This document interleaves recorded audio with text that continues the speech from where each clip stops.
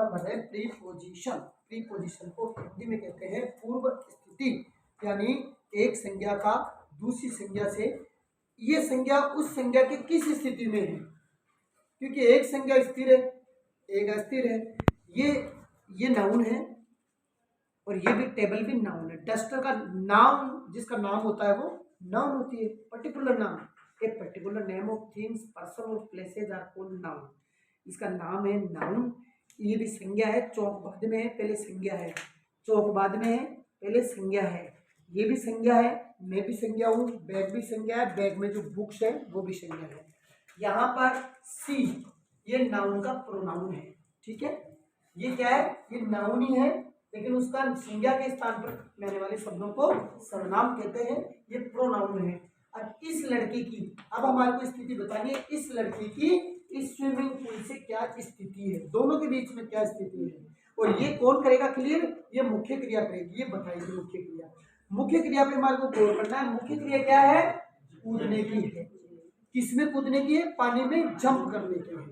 पानी में अगर ये लड़की पानी में जंप करती है, कूदती हुई की स्थिति, प्रीपोजिशन क्या कहलाती है, कूदती हुई।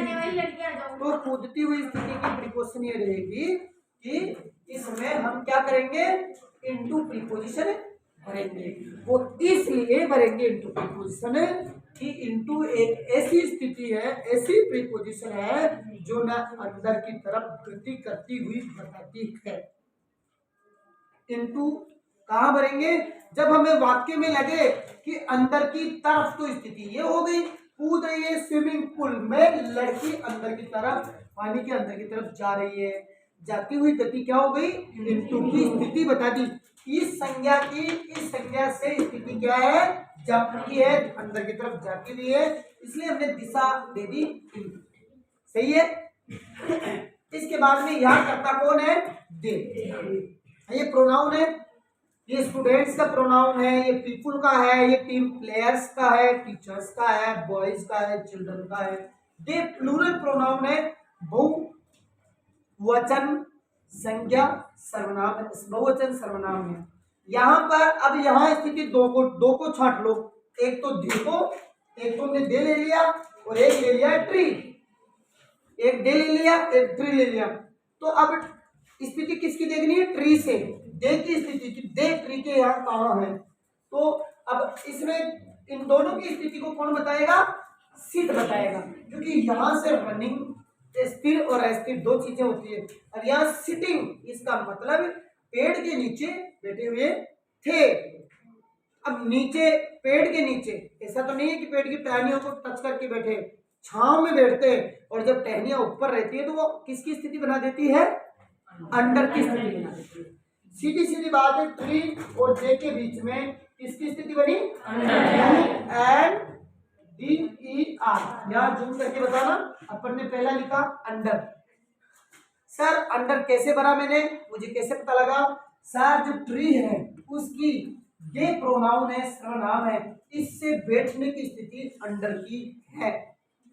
अगर यहाँ अभी मैं इसके बहुत सारे उदाहरण है, ये कौन है, बॉय है, लड़का है, ये लड़का पढ़ने की स्थिति में है, क्या पढ़ने के लिए पढ़ रहा है, तो पढ़ रहा है तो इसमें कौन सी नाउन दे दी, क्लासरूम दे दी। कक्षा, कक्ष एक संज्ञा का नाम है कि नहीं, नाम है, तो कक्षा, कक्ष में पढ़ता है, ये कौन सी स्थिति बन रही है, मैं बोलते, तो मैं दिखाने के लिए हमने क्या लिखा, इन लिख दिया। आई समझ में, पहला हमने भरा इनटू, दूसरी हमने भरी अंडर, तीसरी भरी इन।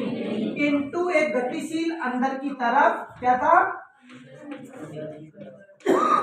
अंदर की तरफ जाने की एक गतिशील स्थिति थी, स्थिर नहीं थी। स्थिर नहीं होता है, या तो स्विम कर रहा है, या जंपिंग कर रहा है, या जा रहा है, या रनिंग हो रहा है, गोइंग हो रहा है। ठीक है, यहाँ क्या है, ये वाली संज्ञा क्या है, चौथे में क्या है, ये पंखा है, ठीक है, फैन है। फैन की स्थिति देखो पहले, सबसे पहले कैसी है, फैन दौड़ रहा है, चल रहा है, तो फैन जब चलेगा, फैन जब चलेगा हमारे ऊपर, तो ऐसा तो नहीं है कि यहाँ टच कर करके इसकी पत्तियां दौड़ेगी, ये हमारे ऊपर चल रहा है। चाहे फैन चले, चाहे बर्ड्स फ्लाई करे, चाहे प्लेन एरोप्लेन फ्लाई करे, चाहे कोई स्टोन चाहे कोई बॉल हमारे ऊपर से गुजरेगी और हम लोग उसके नीचे स्थिर अवस्था में रहेंगे। यानी नीचे वाले हम लोग तो स्थिर अवस्था में, गतिशील अवस्था में, ये रनिंग है कि नहीं, पास है, गुजर जाना, चलना, दौड़ना, पक्षी, द बर्ड्स आर फ्लाइंग।